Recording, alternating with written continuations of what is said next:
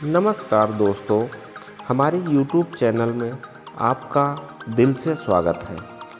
सही कहा है किसी ने, चिंता और चिता में सिर्फ एक बिंदु का फर्क होता है।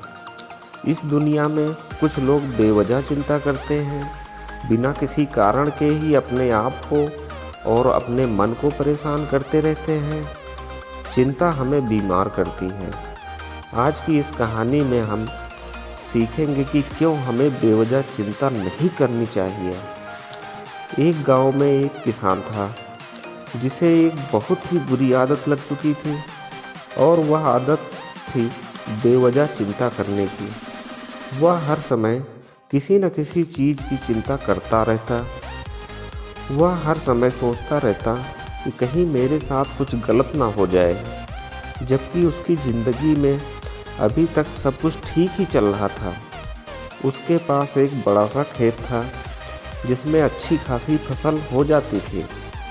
खेती करने के लिए 2 बैलगाड़ियाँ थी, एक अच्छा घर था, एक पत्नी और 2 प्यारे बच्चे थे। लेकिन फिर भी वह किसी न किसी अनहोनी के बारे में सोचकर बेवजह चिंता करता रहता। कभी सोचता कि अगर मेरी फसल में कीड़े लग गए तो क्या होगा, अगर आवारा पशुओं ने फसल को बर्बाद कर दिया तो क्या होगा, अगर सूखा पड़ गया या अत्यधिक बारिश हो गई तो मेरी फसल खराब हो जाएगी। ऐसे ही भविष्य की अन्य बातों में सोच कर बेवजह चिंता करने में डूब रहा था।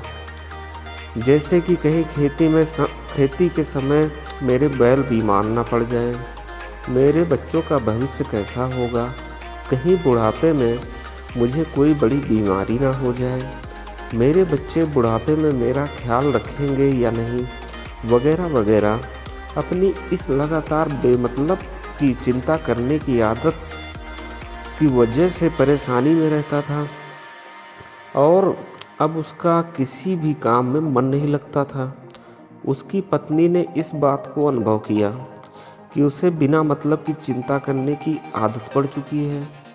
उसने उसे कई बार समझाने की कोशिश भी की कि तुम बेवजह चिंता करना छोड़ दो, लेकिन उसे समझाने का कोई मतलब नहीं रहा। उसे पता चला कि नगर में एक महात्मा आए हैं जिनके पास सारी समस्याओं का हल है। फिर एक दिन वह उसे लेकर बौद्ध भिक्षु के आश्रम में पहुँचे। बौद्ध भिक्षु बहुत ही विद्वान और ज्ञानी व्यक्ति थे। किसान और उसकी पत्नी अपनी सारी समस्या बौद्ध भिक्षुओं के समक्ष रख दी। किसान ने कहा, महात्मा, मैं हर समय किसी न किसी बात की चिंता करता रहता हूँ। मैं ज़्यादातर उन बुरी चीज़ों के बारे में सोचता हूँ।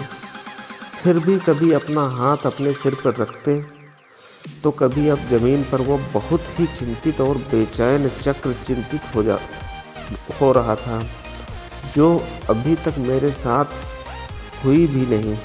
किसान की समस्या को पूरा ध्यान से सुनने के बाद बौद्ध भिक्षु ने कहा कि ठीक है, तुम दोनों कल सुबह आना और फिर मैं तुम्हें तुम्हारी समस्या का समाधान बता दूंगा।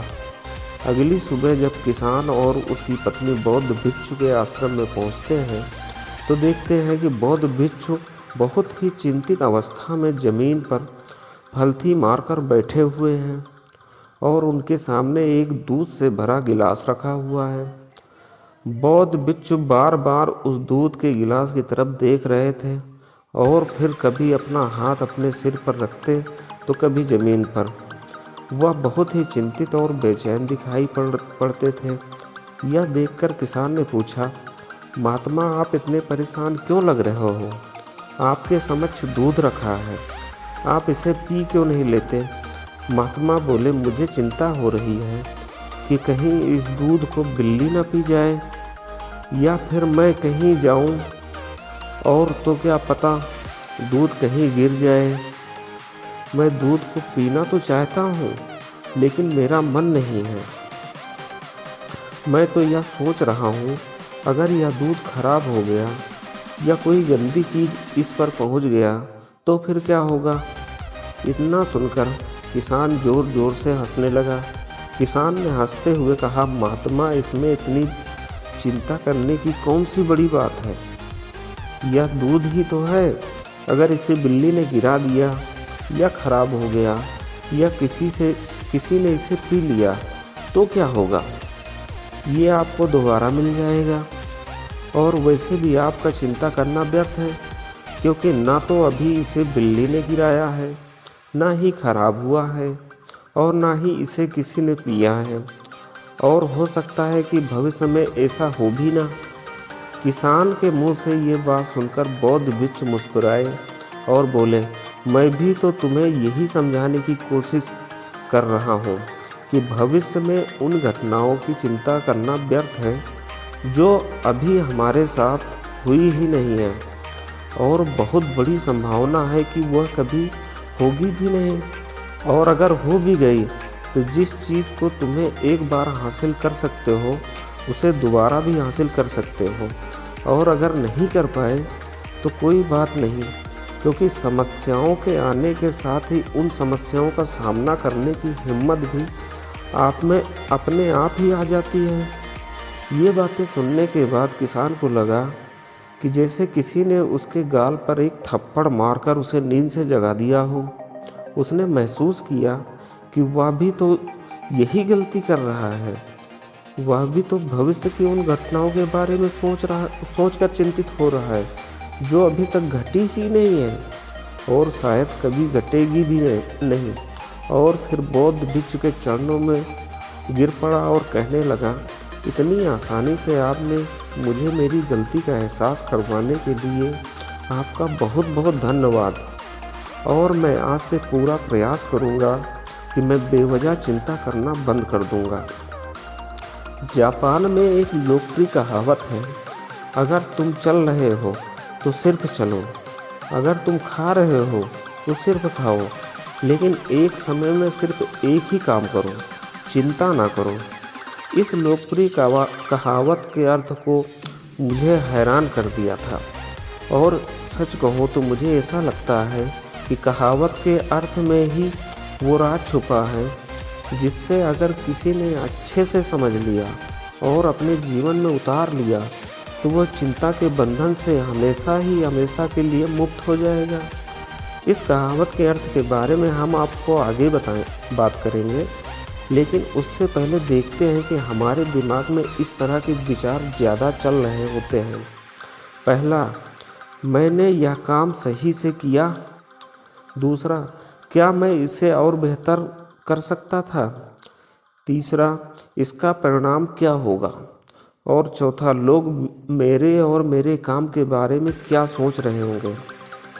ये ऐसे कुछ विचार हैं जो हमारे दिमाग की सिस्टम को ज़्यादा समय तक चलते रहते हैं, लेकिन हमें पता नहीं चलता, क्योंकि हमने इन विचारों के साथ साथ जीना सीख लिया है। और हमारा दिमाग काम भी ऐसे ही करता है कि अगर हमने इसे किसी के काम को कई बार करवा लिया तो फिर उसे अपनी आदत बना लेता है और फिर हमारे चाहे बिना भी उस काम को करने का प्रयास करता रहता है। शुरुआत में तो हम किसी भी काम को अपनी इच्छा से पूरे होशो हवास में करते हैं, लेकिन बाद में वह हमारी आदत बन जाता है और फिर हम बेहोशी की हालत में भी बिना सोचे समझे उस काम को करते चले जाते हैं। जब एक बच्चा छोटा होता है तब उसे पता नहीं होता कि चिंता क्या है, लेकिन जैसे ही वह बड़ा होता है माँ बाप कहना शुरू कर देते हैं, बेटे आपको होमवर्क करना है। आपको उसकी चिंता नहीं हो रही है, आपको एग्ज़ाम आने वाला है, आपको उसकी चिंता करनी चाहिए। और ऐसे ही ना जाने कितनी सारी चीज़ों के लिए बच्चों के आसपास के लोग उसे चिंता करने के लिए कहते हैं और वो छोटा बच्चा इस बात को मान लेता है। यह अच्छा, किसी भी काम को करने के लिए हमें उसकी चिंता करनी पड़ती है और फिर वो किसी भी काम की घटना के बारे में बार बार सोचने लगता है।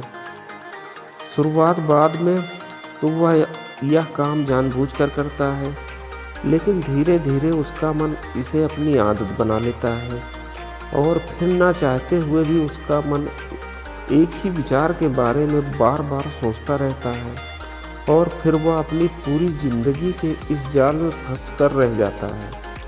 लेकिन अब प्रश्न उठता है कि इसका समाधान क्या हो। तो इसका समाधान यह है कि ऊपर बताई गई जिन कहावत का अर्थ यानी जागरूकता, हमें अपने विचारों के प्रति जागरूक होना पड़ेगा। हमें थोड़ी देर रुककर इस बात पर ध्यान देना होगा कि कहीं हम न चाहते हुए भी एक ही घटना के बारे में बार बार नहीं सोच रहे हैं। हमें पूरी जागरूकता के साथ यह देखने का प्रयास करना होगा कि पूरे दिन हमारे अंदर इस तरह के विचार उठते रहते हैं।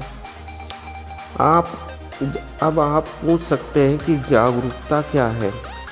मैं कहता हूँ यह काफ़ी है। यह मन को शांत करने के लिए पर्याप्त है। मन को अपने स्वभाव का एहसास कराने के लिए पर्याप्त है और जीवन में जागरूकता लाने का सबसे आसान तरीका है ध्यान करना। ध्यान करने के दौरान अपने विचारों पर ध्यान देना, और जब आप पूरी जागरूकता के साथ अपने विचारों पर ध्यान देना शुरू कर देंगे, तब आप पाएंगे कि आपके मन में चलने वाले गैर ज़रूरी विचार एक एक करके अपने आप ही गायब होना शुरू हो जाएंगे और फिर आप एक आनंदित और शांत जीवन का अनुभव कर पाएंगे। दोस्तों, यह कहानी आपको अच्छी लगी हो, इस वीडियो को लाइक करें और ऐसी ही कहानी सुनने के लिए हमारे YouTube चैनल को सब्सक्राइब करें। तब तक मिलते हैं हम आपसे ऐसे ही एक प्रेरणादायक कहानी के साथ। तब तक के लिए अपना ख्याल रखें। धन्यवाद।